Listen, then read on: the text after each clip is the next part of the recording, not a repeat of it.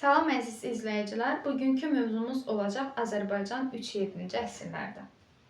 Azərbaycanın 3-7-ci əsrlərdə mövzusunda biz iki dövləti, yəni paralel şəkildə keçirik. Çünki bu zaman Azərbaycanda, yəni biz bilirik ki, eradan əvvəl 4-cü əsrdən etibarən Azərbaycanda Albaniya dövləti mövcuddur, ta ki 705-ə qədər. Yəni bu dövrdə Azərbaycanda mövcud olan yeganə dövlət Albaniyadır. Və eyni zamanda həmin dövrdə Sasanilərin yəni Azərbaycana yürüş edən, Azərbaycanı işğal edən dövlət də Sasanilərdir. Ona görə də yəni bu dövrdə Sasanilərlə Albaniyanı paralel şəkildə deməli öyrənirik. Yəni 3-7-ci əsrlər Azərbaycanda Sasani hakimiyyəti dövrüdür.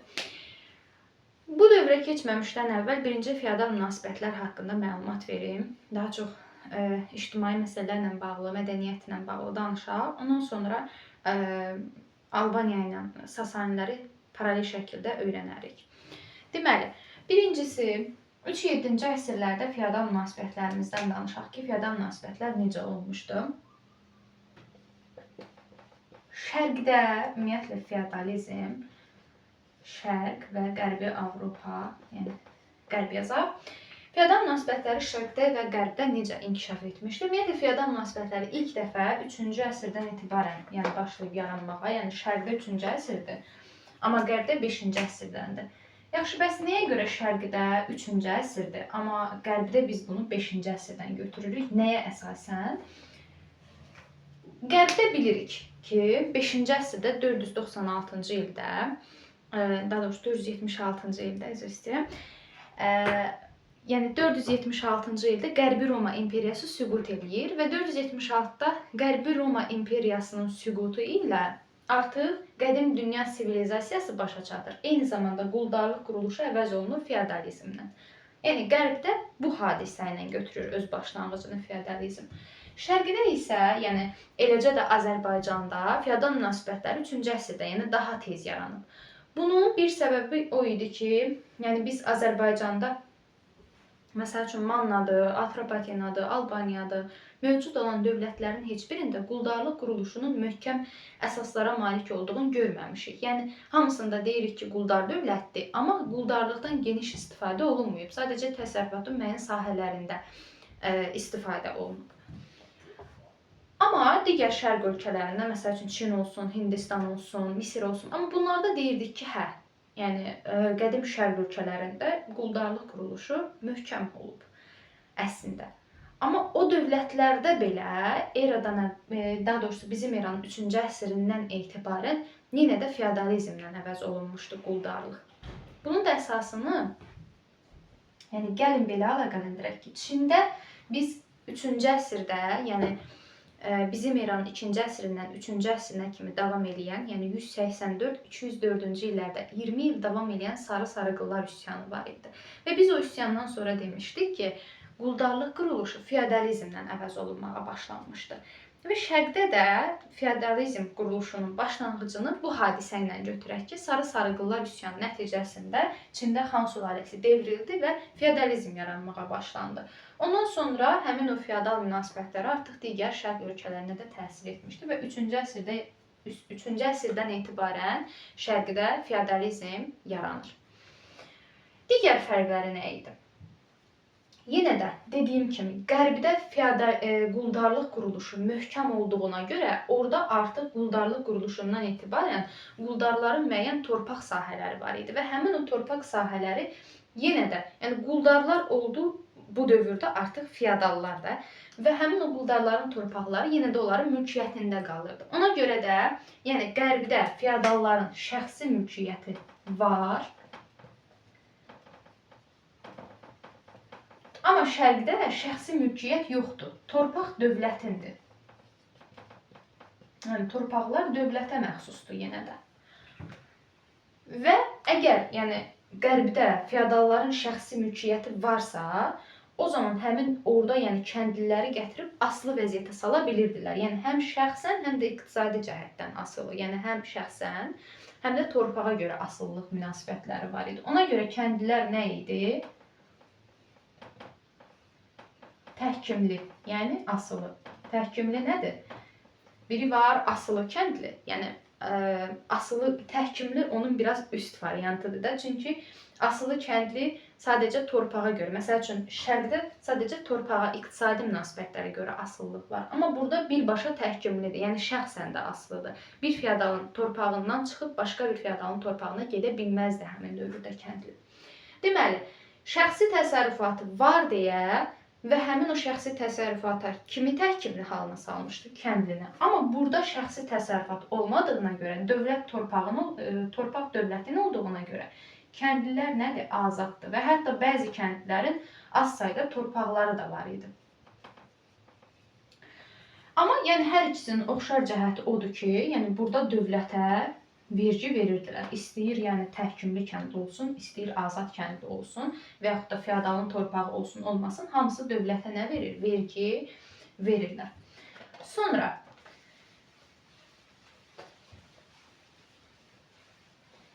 feodal münasibətlərindən danışanda bu dövrdə, yəni Sasanilər dövründə Azərbaycanda istifadə olunmuş torpaq mülkiyyət formaları və vergilərdən danışaq və ümumiyyətlə Sasanilərin dövründə həyata keçirilmiş bəzi tədbirlərdən danışaq. Deməli, vergilərimiz və torpaq mülkiyyət formalarımız.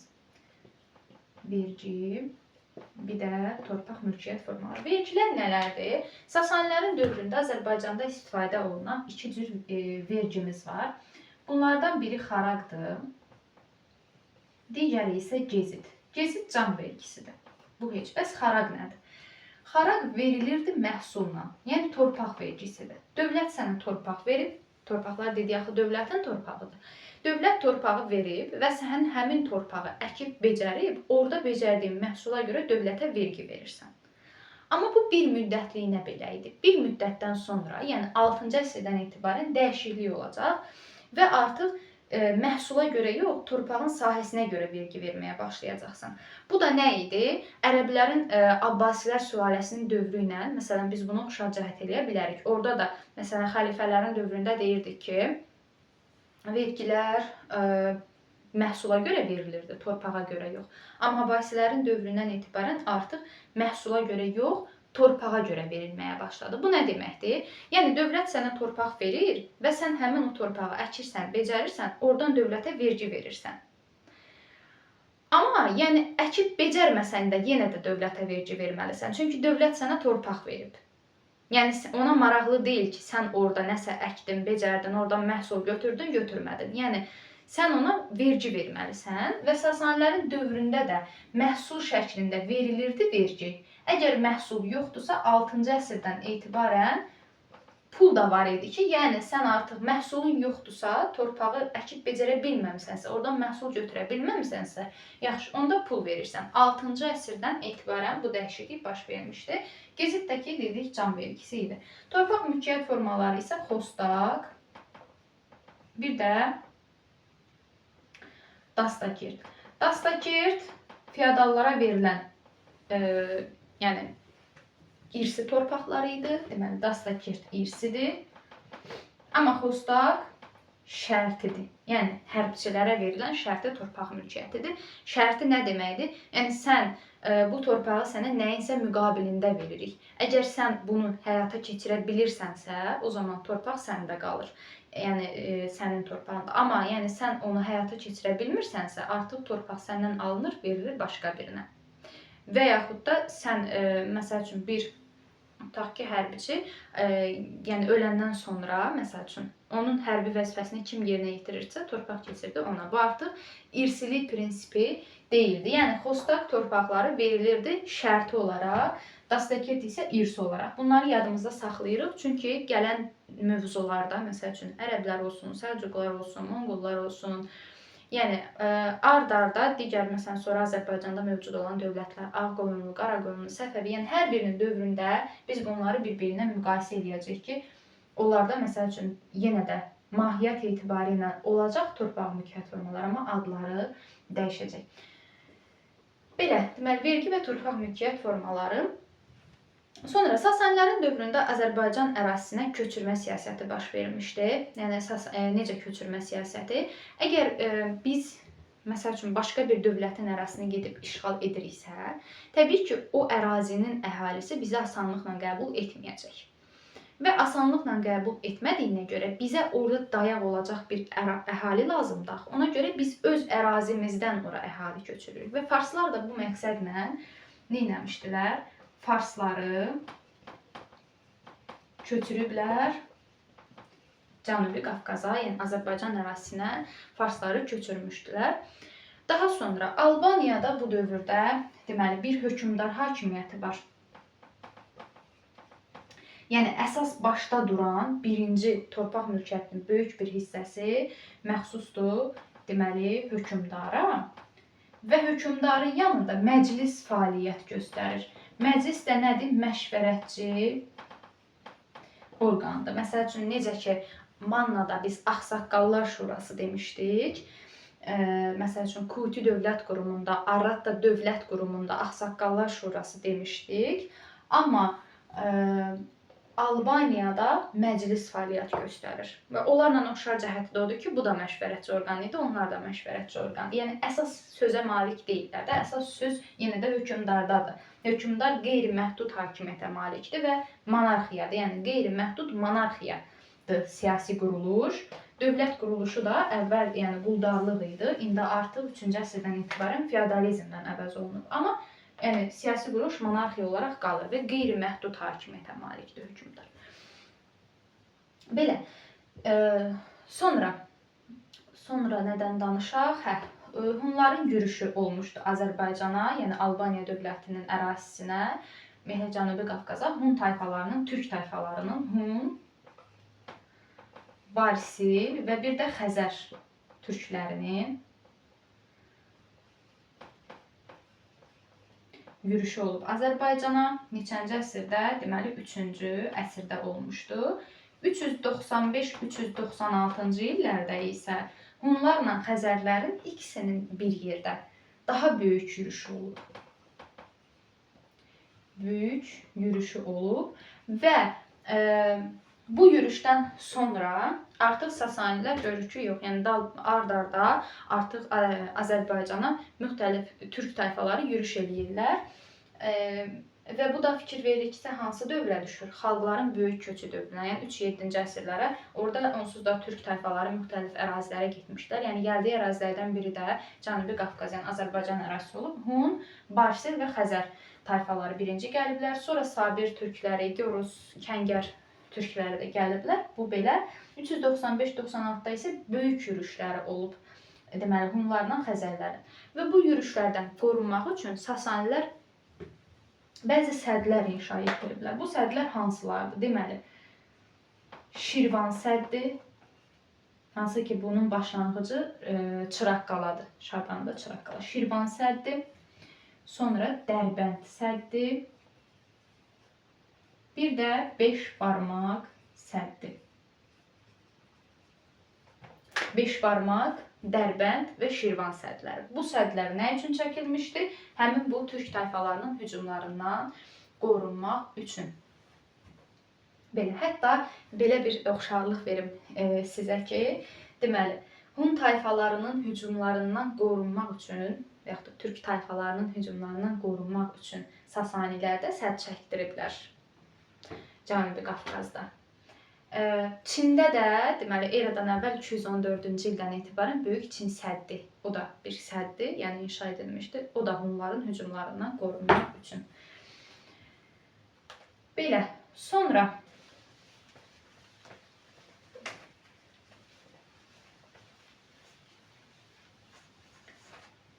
ictimai məsələlərdən bu qədər. Yəni, burada elə böyük bir şey yoxdur.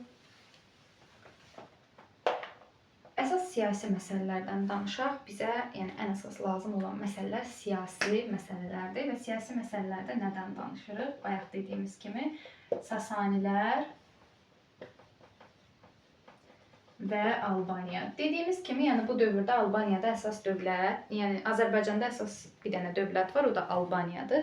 Atropatena zaten bizim İranın 20-ci ilində Parfiya tərəfindən süquta uğradılıb. O öz müstəqilliyini itirib. Sadəcə Azərbaycanın cənubu bir yəni Atropatena adı altında bir ərazi olaraq qalırdı. Ərazidir, dövlət deyil. Yəni nə badə Atropatenanı Sasanilərin tərkibinə dövlət kimi daxil etməyin testlərdə. Belə, Albaniya dövlətdir Və Albaniyadan biraz danışaq ki, Albaniyada biz bilirik ki, hakimiyyətdə olub 3 dənə sülalə. Deməli, Albaniyada hakimiyyətdə olub 3 dənə sülaləmiz. Aranilər, Arşakilər, bir də Mehranilər. Aranilərin nümayəndələrinə biz keçən dərsimizdə birinci elə Aranın adını gördük. Sonra gördük Oroysun adını, Kozisin adını və Zoberin adını. 4 dənə hökmdar adı görürük. İndi bugün Arşakilərdən danışacağıq. Mehranilər də gələn dəfəki dərsimizdə olacaq. Bugün biz danışırıq Arşakilərdən. Arşakilər sülaləsi bizim İranın 1-ci əsrindən ta ki mövcud olub 510-cu ilə qədər. Biz burada hansı hökmdarların adını görəcəyik? Birinci Qoçaq Vaçaqan, Urnayr, ikinci Vaçi, bir də üçüncü Mömin Vaçaqan.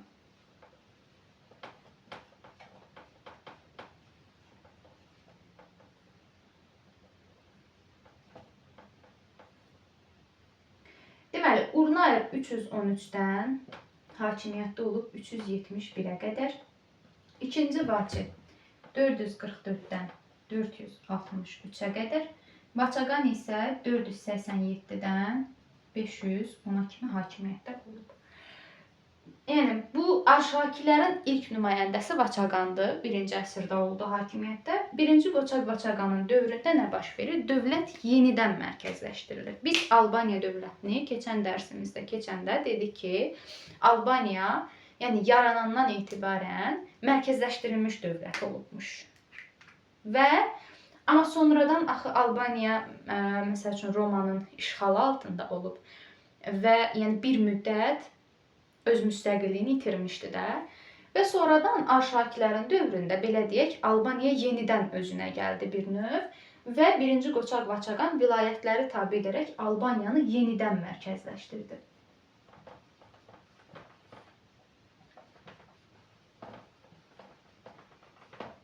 Belə. İndi Albaniyanı burada hələ ki qoyuruq. Yəni sadəcə bilək ki, söhbət Arşakilər sülaləsindən gedir. Biz bu mövzuda Albaniyanın Arşakilər sülaləsindən danışacağıq. Keçək Sasanilərə ki, bundan sonra indi meydana gələcək Sasani dövləti və həmin o Sasani dövlətində nələr olacaq? Sasanilər dövləti yaranmışdı 226-cı ildə. Mövcud olacaq 651-ə qədər, sonra ərəblər tərəfindən varlığına son qoyulacaq. 226-cı ildə Sasanilər dövləti necə yarandı? Ərdəşir Babəkan tərəfindən. Ərdəşir Babəkan. Deməli, 226-cı ildə Parfiya dövlətini varlığına son qoyaraq yaratdı Sasanilər dövlətini. Sasanilər də necə bir dövlət olub? Mərkəzləşdirilmiş dövlət. Deməli, hələ ki, bugünə qədər keçdiyimiz dövlətlərin içərisində biz Albaniyaya, Mannaya, bir də Sasanilərə mərkəzləşdirilmiş dövlət deyə bilərik. Sasanilər olub mərkəzləşdirilmiş dövlət kimin dövründə? Ərdəşir Babəkanın dövründə. Albaniya mərkəzləşdirilmiş dövlət əvvəldən də olmuşdu. Sonra 1-ci Qoçaq Vaçaqan dövründə yenidən mərkəzləşdirilir. Manna dövləti isə İranzunun dövründə mərkəzləşdirilir və sona qədər də mərkəzləşdirilmiş dövlətdir. Sonra Sasanilərdə deməli Ərdəşir Babəkanı qeyd elədik. Ərdəşir Babəkanın dövründə 227-ci ildə Atropatenanı və Adurbadagan da deyilirdi. Atropatenanı tabe elədi Sasanilər dövlətinə. Bir ərazi olaraq. Yəni buradan qeyd edirəm, ərazi olaraq. Sasanilərdə biz bundan sonra hansı hökmdarların adını görürük? 1-ci Şapur, 2-ci Şapur, Firuz, sonra 1-ci Qubad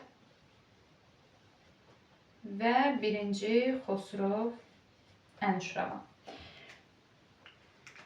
Deməli, 1-ci Şapurun dövründə nələr oldu? Ərdəşir Babəkanı bildik. Mərkəzləşmiş dövlət yaratdı. Dövlətin paytaxtı Ktesifon və yaxud da Mədain şəhəridir. 227-də Atropatenanı bir ərazi kimi birləşdirdi. Birinci Şapur qədim Roma imperiyası ilə mübarizə aparıb. 260-cı ildə Romanı məğlub edib. Yəni burada plus qoyuram ki, yəni özü qalib gəlib birinci Şapur. Bir də 262-də isə Albaniyanı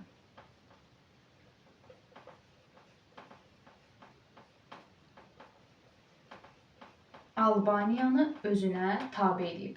Bəs yaxşı, biz hardan bilirik ki, Albaniya, Atropatena Sasanilərin tərkibində olub? Həmin bu birinci Şapurun şərəfinə bir dənə abidə var. Nəqşi Rüstəm abidəsi. Həmin o abidəyə əsasən biz müəyyən edirik ki, Albaniyadır, Atropatenadır, İberiyadır. Bu ərazilər Sasanilər dövlətinin tərkibində olublar. Demək, 262-ci ildə Albaniyanın özünə tabe etdi. Sonra, yəni bu zaman hakimiyyətdə olan Albaniya hökmdarının adını biz əvvəlki kitablarımızda görürdük. Birinci Vaçe idi, indi adı yoxdur artıq. Belə, yəni sadəcə bunu yadımızda saxlasaq kifayət edir. İkinci Şapurun dövründə nələr oldu? İkinci Şapur yenə də Roma imperiyası ilə mübarizə aparıb. Yəni, ikinci Şapurun Roma ilə mübarizəsində biz qədim Roma imperiyası deyirik. Bəzən testlərdə bizi çaşdırır, ona Qərbi Roma imperiyası və yaxud da Şərqi Roma imperiyası yazır. Yəni, biz bilirik ki, qədim Roma imperiyası 395-ci ildə parçalanıb. Amma ikinci Şapurun onunla mübarizəsi olub 354-371-ci illərdə. Yəni, bu dövrdə qədim Roma imperiyası hələ bütövdür, parçalanmayıb. Ona görə bütöv şəkildə qədim Roma imperiyasına mübarizə aparıb deyirik. Bəs bu zaman ikinci Şapurun müttəfiqi kim idi? Həmin bu Urnayr. Yəni bunun dövründə olan bu döyüşlərdə baş verən bütün hadisələri biz Urnayrın dövrünə də aid edirik. 359-cu ildə baş verdi Amid döyüşü. Amid döyüşündə əslində Sasanilərin məqsədi Suriya ərazisini tutmaqdır və buna görə də Roma ilə müharibəyə başlayırlar. Amma sonradan yəni həmin ərazi uğrunda indiki Türkiyənin Diyarbəkir ərazisində baş verən Amid döyüşü olur. Amid döyüşündə Azərbaycandan iştirak edib, deməli Alban, Saq və Hun tayfaları. Bu türk tayfaları iştirak ediblər. Eyni ilə necə ki deyirdik ki, Qavqamela döyüşündə Əhəmənilərin tərkibində olduğuna görə Azərbaycan təbii ki, onun tərəfindən vuruşur İskəndərə qarşı və orada Alban, Saq tayfaları, bir də Kadusi tayfaları iştirak eləmişdilər. Burada da Albaniya həmin dövrdə Sasanilərin tərkibində olduğuna görə Urnayr ikinci Şapurla müttəfiqdir Romaya qarşı və burada iştirak ediblər yenə də Alban, Saq və Hun tayfaları. Yəni Alban və Saq tayfalarının iştirakını həm Qavqamelaya, həm də bura oxşar cəhət kimi götürə bilərik. 371-ci ildə isə növbəti döyüş. Bir də bu döyüş nəticəsində Amid şəhəri Sasanilər tərəfindən tutulur. Yəni burada müttəfiqlər qalibdir, Şapurla Urnayr. Amma ondan sonra baş verəcək Dizrav döyüşündə 371-də. Burada artıq bu müttəfiqlər məğlub olacaq. Kimə? Romaya. Yəni burada artıq məğlub olublar. Burada amma qalibdilər, Amid şəhərini tutublar. Yəni eyni ilə bunu Urnayrın dövrünə də aid eləyək ki, 359-371, yəni bu döyüşlərdə iştirak edib. Sonra Urnayrın dövründə qalan digər məsələləri də qeyd eləyək, ondan sonra digər hökmdarlarda paralel olaraq keçərik. Yəni 2-ci Şapurla Urnayrın dövrünü burada əlaqələndirdik. Bir də Urnayrın dövründə 313-cü ildə, yəni hakimiyyətə gəldiyi ildə xristianlığı rəsmi din kimi qəbul eləmişdi. Ümumiyyətlə Urnayr bütpərəstləri təqib edirdi, yəni bütpərəstliyə qarşı idi, onlarla mübarizə aparırdı. Və bütpərəstliklə, amma Sasanilər bütpərəst idilər. Yəni Sasanilərdə din əsas zərdüştlükdür və onu zorla yaymağa çalışırdılar. Urnayr isə bütpərəstliyə qarşıdır və xristianlığı 313-cü ildə rəsmi din kimi qəbul edir və yadımıza salırıq ki, 313-cü ildə Romada da İmperator Konstantin Milan fərmanı ilə xristianlığı rəsmi din kimi qəbul eləmişdi. Və hətta Urnayr, yəni ümumiyyətlə Albaniyada birinci torpaq sahibləri hökmdar və onun ailəsi idi. Ondan sonra ən böyük torpaq sahibləri kilsə idi. Əsas torpaqlar kilsəyə məxsus idi və hətta Urnayr kilsəyə torpaq bağışlamışdı. Kilsəyə, deməli, torpaq sahələri paylamışdı, bağışlamışdı. Belə, sonra hakimiyyətə gəldi Firuz.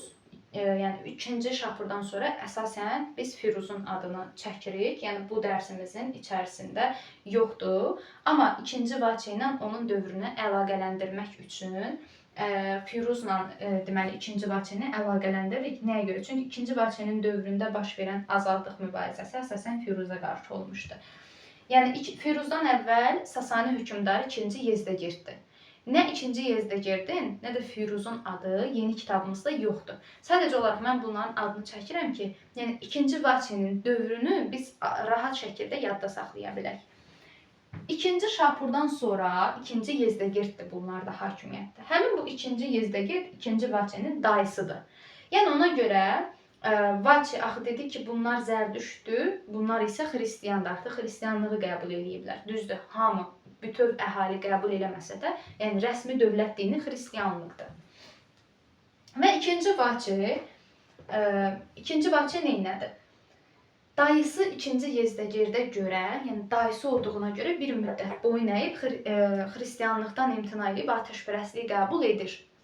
Amma elə ki 2-ci Yezdegird dayısı öldü, hakimiyyətə Firuz gəlir, onda 2-ci Vaçe onun hakimiyyətini qəbul etmir. Və etmədiyinə görə də bunlar arasında mübarizə baş verir. Və 2-ci Vaçe 453-cü illərdə Sasanilərə qarşı bir azadlıq mübarizəsi aparıb. 457-463-cü illərdə Milli Azadlıq Hərəkatı 2-ci Vaçenin başçılığı ilə Firuza qarşı. Və həmin bu hərəkatda Firuz qalib gəlir. Bu dövrdə ümumiyyətlə yəni Sasanilərin öz tərkibində də eləcə də yəni ondan asılı olan ərazilərdə də üsyanlar baş vermişdi. Ümumiyyətlə 463-cü ildə, yəni bu 2-ci Vaçe artıq hakimiyyətdən getdi və 2-ci Vaçe hakimiyyətdən gedəndən sonra Albaniyanın daxili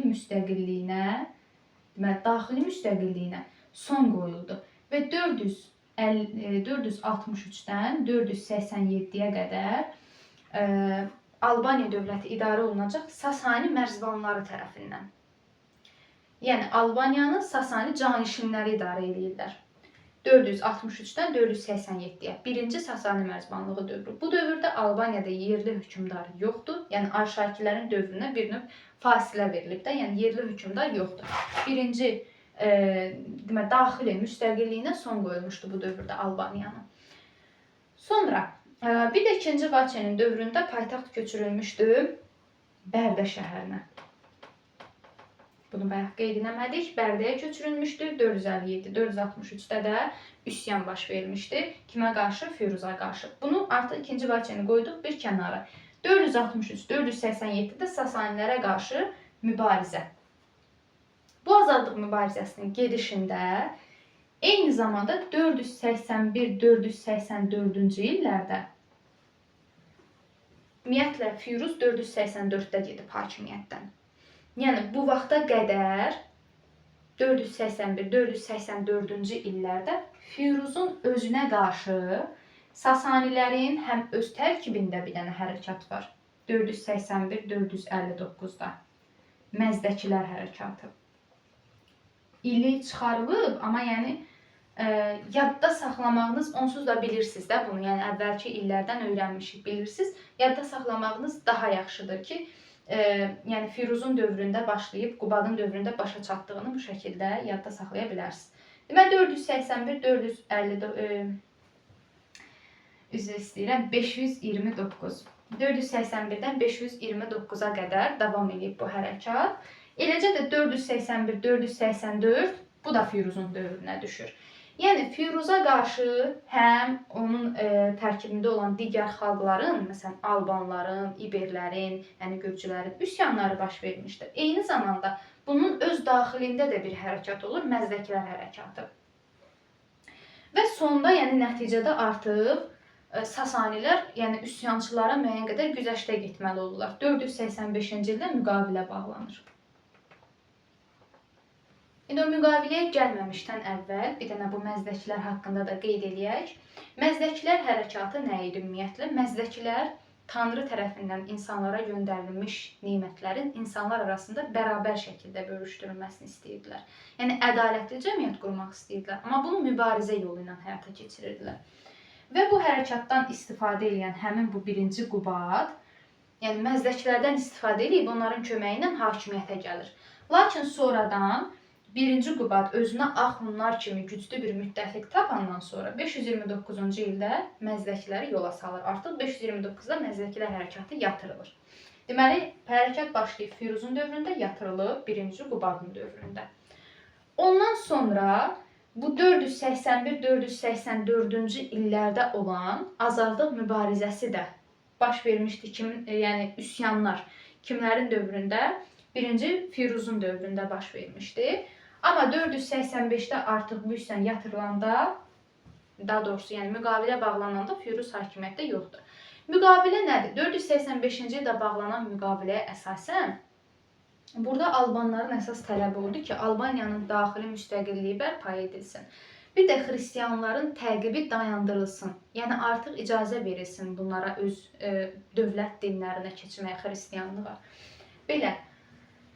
Və buna əsasən də, bu müqaviləyə əsasən də ondan 2 il sonra Sasani mərzbanlığı dövrü başa çatacaq. Və yenidən yerli hökmdar hakimiyyətə gələcək 3-cü Mömin Vaçaqan.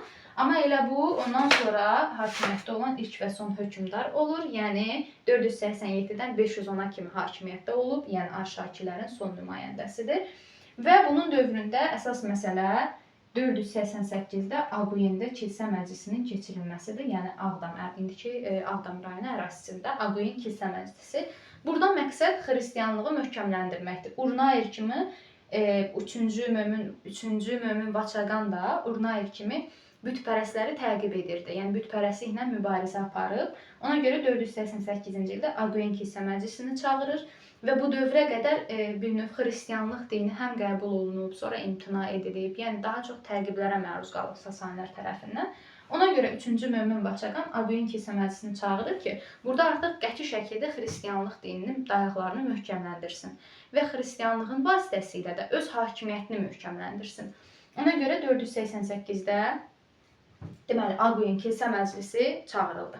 Sonra bu 3-cü Mömin Vaçaqan hakimiyyətdən gedəndən sonra 510-cu ildən ta ki 629-cu ilə qədər olacaq 2-ci Sasani mərzbanlığı və yaxud da uzun müddətli Sasani mərzbanlığı dövrü. Yəni birinciyə baxanda daha uzun çəkdiyinə görə uzun müddətli də deyirik. Və bu dövrdə də yenə də Albaniyanın daxili müstəqilliyinə son qoyulur ta ki 630-cu ildə Mihranilər sülaləsi hakimiyyətə gələnə qədər. Burada son olaraq Qubadda qalmışdıq. Qubad məzdəklər hərəkatını dedik, yatırdı. Sonra 6-cı əsrdə hakimiyyətdə olan 1-ci Xosrov Ənuşiravanın dövründən danışaq. 1-ci Xosrov Ənuşiravan nə etmişdi? Deməli, 1-ci Xosrov Ənuşiravanın dövründə onun əsasən 3 sahədə islahatı var. İnzibati, vergi, bir də torpaq islahatı. Deməli, inzibati islahatına əsasən dövlətin ərazisini bölmüşdü 4 kusta. 4 kustaqlığa və yaxud da canişinliyə. Yəni, son 2 ildə qəbul testlərində kustaqlıq sözü, mötərizədə də canişinlik yazılıb. Düzdür, kustaqlıq sözünün mənası tərəf cəhət deməkdir, amma yəni canişinlik kimi də verilir. 4 kustaqlığa canişinliyə bölünmüşdü. Bunun şimal canişinliyinə aid idi Atropatina ilə Albaniya. Yəni Azərbaycan ərazisi şimal kustaqlığında idi. Bəs həmin o kustaqlığın mərkəzi hara idi? Ərdəbil. Yəni bunun şimal canişinliyinin mərkəzi, yəni Azərbaycanın cənubunun mərkəzi Ərdəbil şəhəri idi. Bunu da 6-cı sinifdə dərslikdə xəritə var. Yəni o xəritədə işarələnən şəhərlər və canişinlik mərkəzləri var. Mərkəzlərin içərisində Ərdəbil də qeyd olunub. Ümumiyyətlə, ərəblərin gəlişinə qədər əsas, yəni Azərbaycanın cənubunda əsas mərkəz Ərdəbildir. Və həmin dövrdə şimal kustaqlığına ümumiyyətlə Azərbaycanın həm şimalı, həm cənubu daxil olduğuna görə, yəni Ərdəbil həm şimalın, həm cənubun, ümumilikdə şimal kustaqlığının mərkəzidir. 1-ci Xosrovun dövründə vergi islahatı həyata keçirildi. Vergi islahatına görə Qadınlardır, sonra mirzələrdir, kahinlərdir, qocalardır, uşaqlardır. Bunlar gezitdən, yəni can vergisindən azad edilmişdilər. Bir də son olaraq torpaq islahatından da danışaq. Deməli, Sasanilərin torpaq islahatına əsasən şərti torpaq sahibliyi genişləndirildi. Bu da nəyin nəticəsində oldu? Boş qalmış, sahibsiz qalmış torpaqlar ki var idi. 1-ci Xosrov Ənşiravan həmin torpaqları payladı hərbçilərə. Yəni 6-cı əsrdən etibarən biz deyə bilərik ki, xostaq torpaq sahibliyi, yəni şərti torpaq sahibliyi genişlənmişdir. Belə. Bu da bizim 3-7-ci əsrlər Azərbaycan və yaxud da Azərbaycan Sasani imperiyasının tərkibində mövzumuz. Hələlik.